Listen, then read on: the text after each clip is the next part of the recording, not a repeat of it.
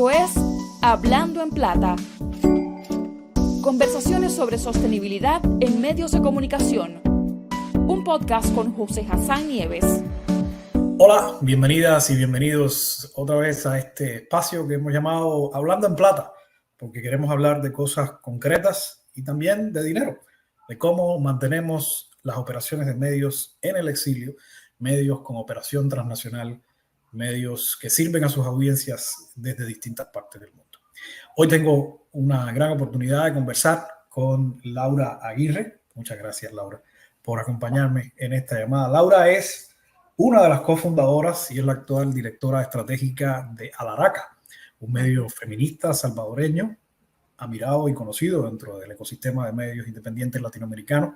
Y además es directora de desarrollo en Sembramedia, esta organización tan querida por los periodistas latinoamericanos que ha trabajado tanto por impulsar la sostenibilidad y el desarrollo de medios digitales en toda la región. Fue premio Colpin y premio IDEA Innovación Periodística en 2017. Y con todo su conocimiento, su visión de los medios latinoamericanos, medios en el exilio y la realidad concreta en El Salvador, que es un país que forma parte de este grupo de países donde algunos medios han tenido que ir al exilio y otros se preparan para ello, pues aquí queremos contar con su experiencia. Laura, otra vez, bienvenida. Muchas gracias, José, por la oportunidad de compartir con ustedes sobre este tema. En algún momento has dicho que no se consideran en Alaraca un medio todavía en el exilio, sino un medio que se prepara para ella. ¿Cómo es prepararse para ir al exilio? Bueno, creo que no hay una sola respuesta para eso. Voy a contar qué es lo que a nosotras nos encendió las luces de alarma y nos hizo no querer esperar, ¿no? Obviamente el ecosistema en Centroamérica de medios es muy pequeño, entonces cuando nos conocemos muchos y muchas, no solo dentro de El Salvador, sino también los países que están alrededor. Y gracias a mi trabajo en Sembramedia como embajadora de países del Triángulo Norte de Centroamérica, tuve la oportunidad de conocer a colegas también de Nicaragua, ¿no? Y como siempre dicen colegas de Cuba y de Nicaragua, que ellos y ellas vienen del futuro, a mí me quedó hace varios tiempos resonando esas palabras. Y a finales del 2021 en El Salvador hubo un peligro real de que fuera aprobada una ley de agentes extranjeros muy parecida a las que están en Nicaragua e inspiradas en Rusia, en la que se iba a poner mucho control sobre cualquier tipo de organización de la sociedad civil con o sin fines de lucro y se les iba a obligar a pagar como una alta tasa presupuestaria, ¿no? Esto se paró como a unos días de ser aprobado, gracias a la presión de la cooperación internacional, pero para mí fue la alerta, la última alerta, o sea, como esto no pasó ahora, pero seguramente pasará el otro año, en 2, en 3, no lo sabemos.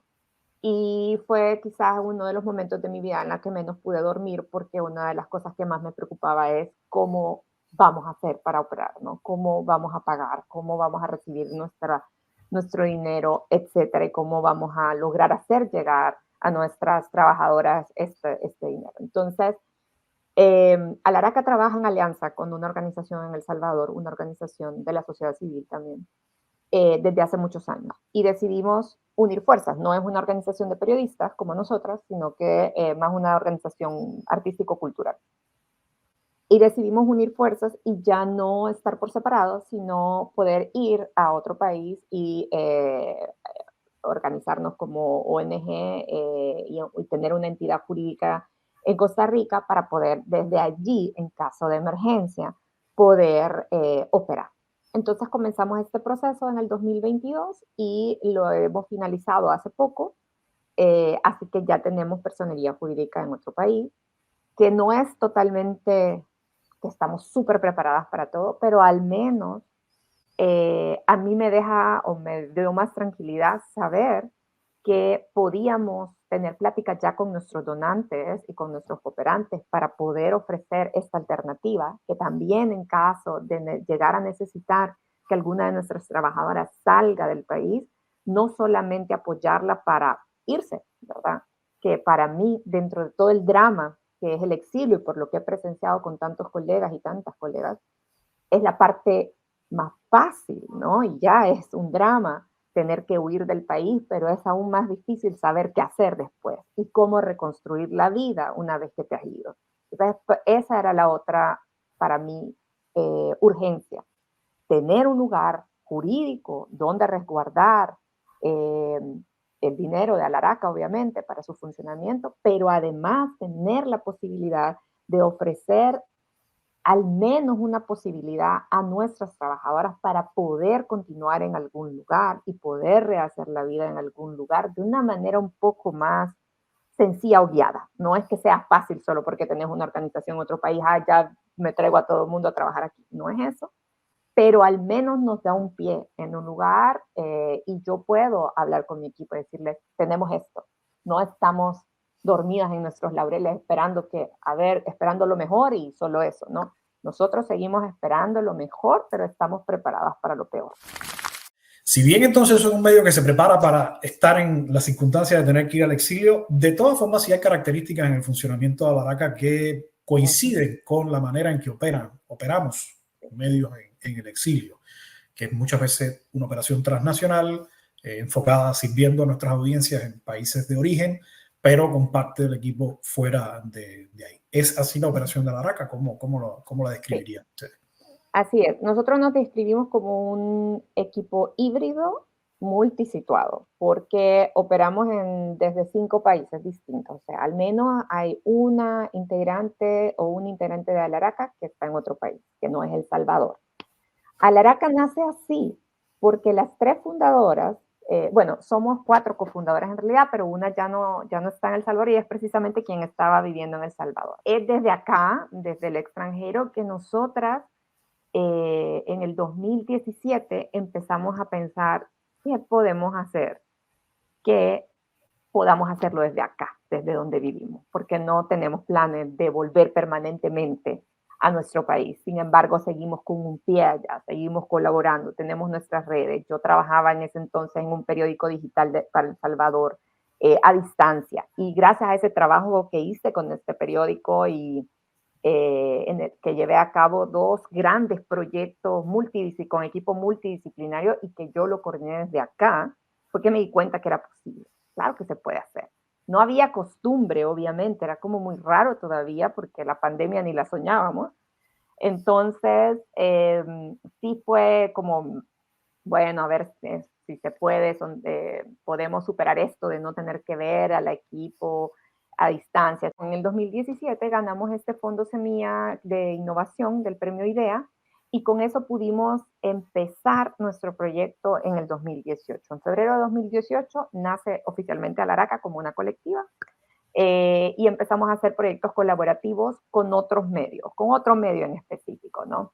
Y la idea era, ok, no tenemos tantos recursos, pero tenemos algunos, nosotros somos un recurso, lo ponemos a disposición con todas nuestras capacidades y le ofrecemos esas capacidades a este medio y ellos nos dan recursos también a cambio, ¿no? Combinamos ambos recursos y sacamos publicaciones conjuntas.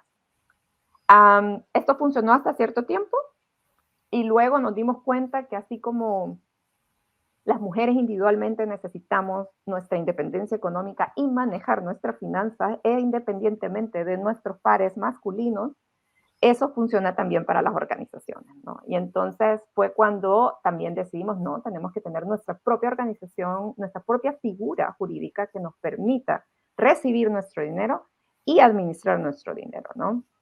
Eso fue ya para el 2019 que logramos tener nuestra personería jurídica, siempre 4 y con algunas colaboradoras. Nuestro golpe de suerte, por decirlo de alguna manera, vino en el 2020 con la pandemia. Yo ya tenía algún tiempo trabajando en algunas relaciones con organizaciones internacionales porque Alaraca empezaba a sonar como el primer medio feminista, abiertamente feminista en un país como El Salvador, con un muy famoso periodismo, porque se hace muy buen periodismo desde El Salvador, pero muy poco periodismo inclusivo, muy poco periodismo con perspectiva de género, en ese entonces nada, ¿no? Así que Alaraca llega a suplir estas necesidades como de nicho y nos posicionamos bastante rápido dentro del ecosistema. Y en el 2020, con la llegada de la pandemia, estos cooperantes con los que yo venía teniendo conversaciones, nada muy claro todavía, pero al fin y al cabo ya relaciones hechas, se vuelcan a nosotras, ¿no? Y nos dicen, ok, ustedes son un equipo híbrido, tienen ya todo lo que todos los demás ahorita están tratando de hacer y cambiar, y nosotros ya funcionábamos con Zoom, funcionábamos a distancia, teníamos flujos de trabajo, usábamos los software, eh, eh, herramientas digitales tipo Trello, Slack, o sea, todo eso ya era como algo del día a día para nosotras, y eso fue lo que nos abrió las puertas, tener esa dinámica híbrida y a distancia nos abrió las puertas para recibir nuestros 2 primeros fondos sustanciales, que nos dio la oportunidad de ampliar nuestro equipo a 16 personas. Entonces, en el 2020 pasamos a ser 16 personas de una sola vez. Hablemos de dinero. Hablemos de cómo hacer y obtener fondos para operar y para poder hacer el periodismo que impacta y el periodismo que sirve a nuestras comunidades y a nuestras audiencias. Como prácticamente todos los medios digitales de nuestro tipo, evidentemente las subvenciones, estos proyectos de organizaciones de cooperación o fundaciones privadas suelen ser la vía fundamental por la cual obtenemos los recursos para operar.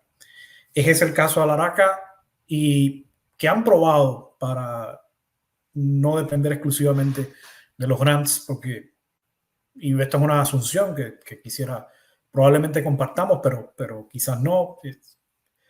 ¿Cuánto riesgo hay también en El Salvador para medios que sirven a El Salvador sobre que los cambios de orientación e interés en los sectores de cooperación, en las agencias de cooperación, impacten el trabajo de un medio periodístico?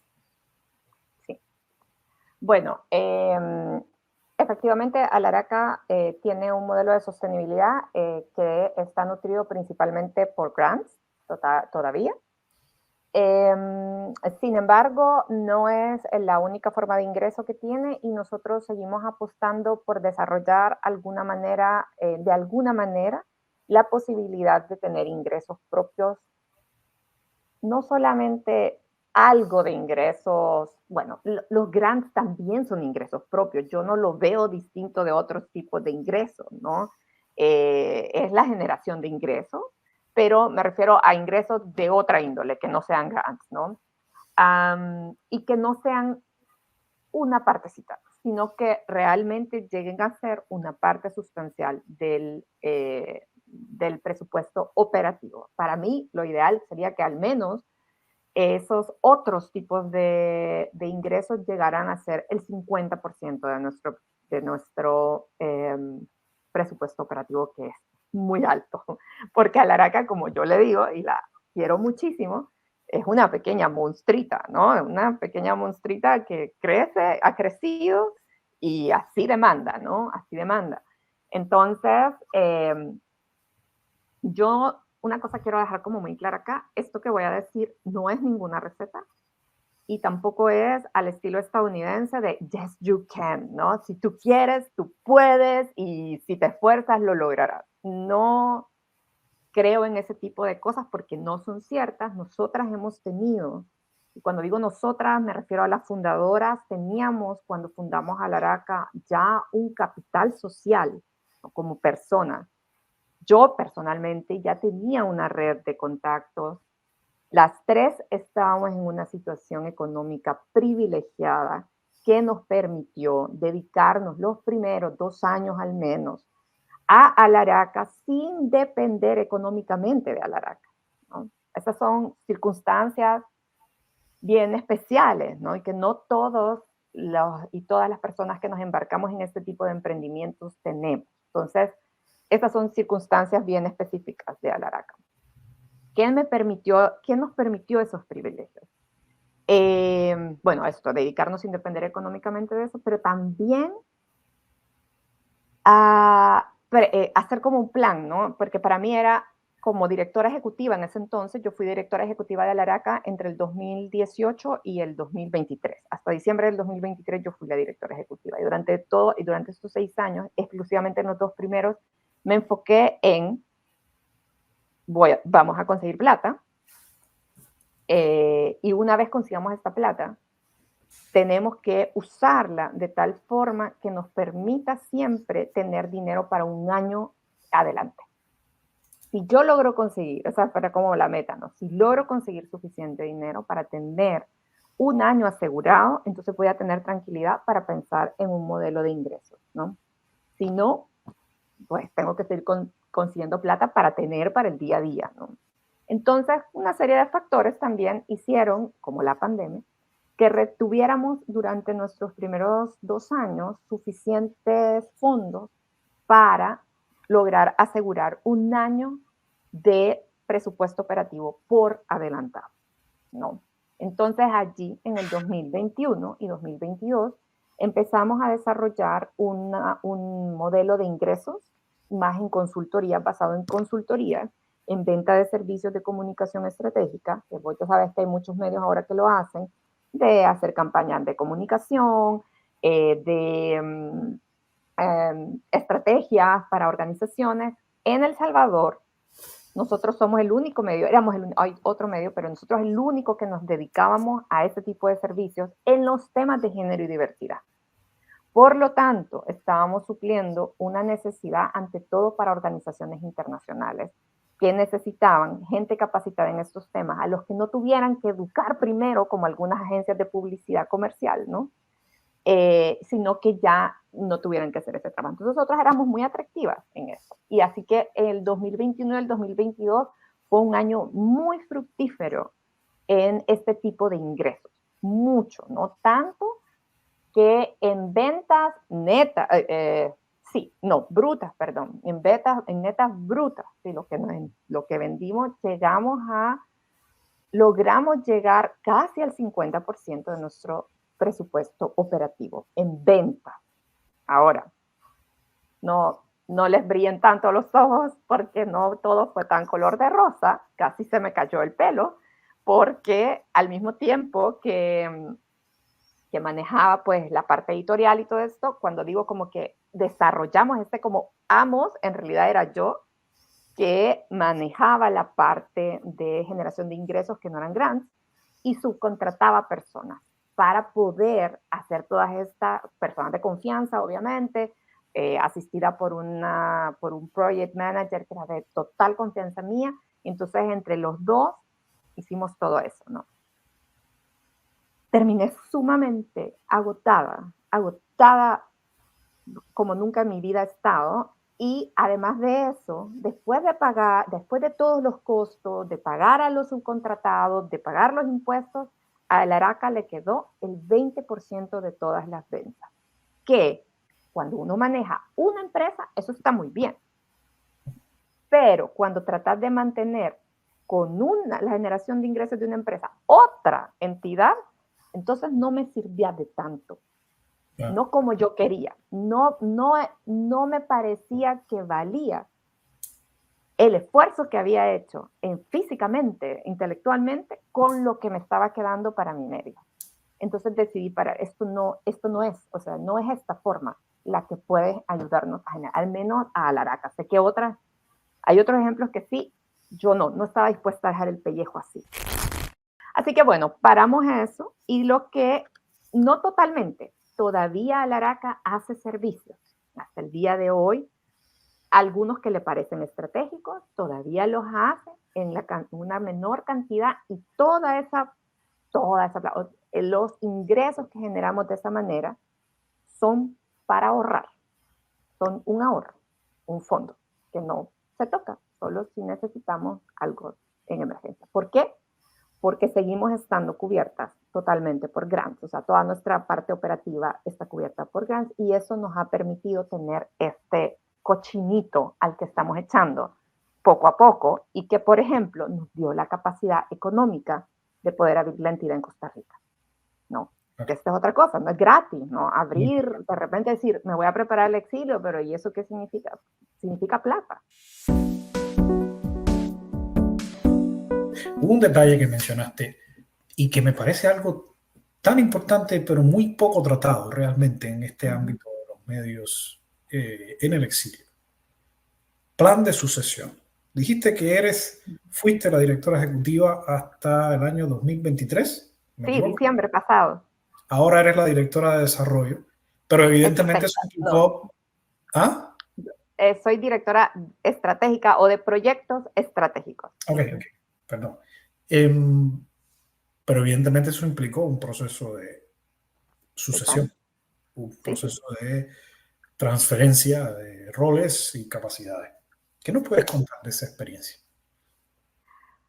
La mejor decisión que he tomado en mi vida. Y no solamente por el descanso físico que yo necesitaba, que obviamente es así, sino porque siempre fui consciente de que si queremos como fundadoras, como cofundadoras, que Alaraca sobreviva en el tiempo, tiene que hacerlo independientemente de nosotras. Y eso significa también compartir liderazgos. No solamente porque hacen falta ideas frescas y obviamente nuevas formas de hacer las cosas, sino porque es muy peligroso que algo quede dando vueltas alrededor de solo una persona, ¿no? Y soy una cara conocida ya entre el ecosistema y obviamente tengo mis redes, etcétera, pero me di cuenta en un momento, bueno, si hoy me muriera, se va conmigo un montón de capital social de Alaraca, ¿no? Desde contactos, desde recursos de información que tengo, etcétera, etcétera, ¿no? Entonces, desde a principios del año pasado, yo recuerdo hablar con mi esposo y decirle, ya, tengo que cambiar, o sea, esto ya tiene que cambiar, ¿no? Y tengo que hablar con las otras cofundadoras, con mis colegas, con Jimena, con Lía, de cuáles son las necesidades personales que estoy viendo, pero también las que veo en Alaraca, ¿no? Así que eso fue como algo así, pero que me quedó dando muchas vueltas y siempre es como, ¿cómo lo hago? ¿Cómo lo hago? Esto es parte también de la ética feminista con la que nosotros hemos trabajado siempre, ¿no? Porque hemos trabajado tratando de privilegiar el desarrollo colectivo y no individual, sino cómo crecer en equipa, ¿no? Entonces, pues, a mediados de año apareció la oportunidad de trabajar más de cerca con Sembramiria. Y para mí, como buena heredera involuntaria de las supersticiones católicas y todo eso, ¿no? Sentí que era la señal divina de que, pues, esto es como o sea, es ahora o es nunca, ¿no?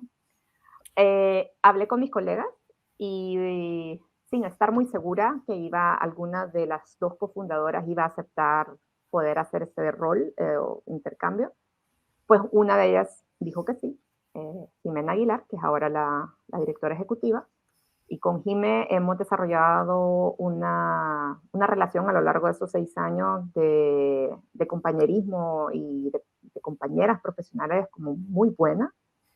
Entonces, la primera decisión que tomamos fue que teníamos que dividir mi puesto en 4, ¿no? Porque no era posible para ella hacer todas las actividades que yo estaba haciendo.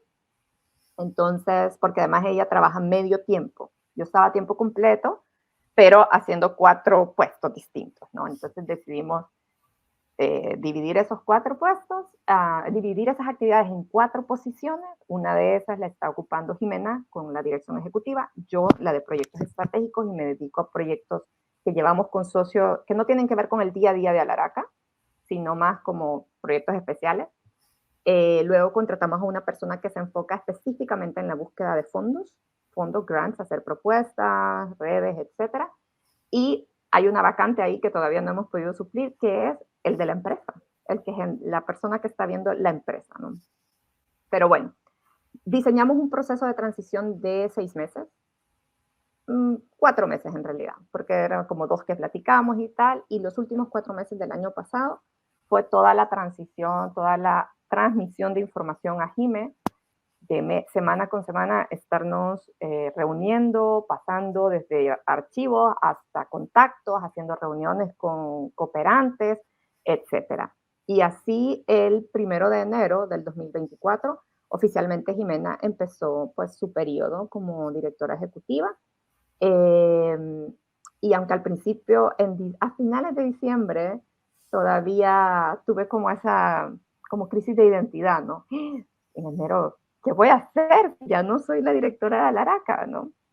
Pero se me pasó rapidito en cuanto Jime agarró el rol como si fuera pez en el agua, ¿no? Y ahora que estamos en roles distintos, siento incluso que nuestra relación es mucho mejor, ¿no? Yo tenía miedo de quizás ser un poco, como decimos en El Salvador, metida, de estar ahí, ¿verdad? Viendo, a ver qué está haciendo, pero realmente no he tenido ganas y tampoco necesidad, porque Jimena es una genia y lo está haciendo a su manera y muy bien. Entonces, tengo mucha suerte y Alaraca tiene mucha suerte. Yo creo que sí. Creo que sí, es inspirador de verdad conocer esa experiencia. Laura, muchísimas gracias por esta conversación, por este tiempo que nos has dedicado. Sustancioso, condensado, valiosísimo. Espero que les sirva también a las personas que nos ven o escuchen en esta experiencia y estas experiencias que estamos compartiendo Hablando en Plata. Hasta la próxima. Muchas gracias, José, y gracias por la invitación. Esto es Hablando en Plata. Conversaciones sobre sostenibilidad en medios de comunicación. Un podcast con José Hassan Nieves.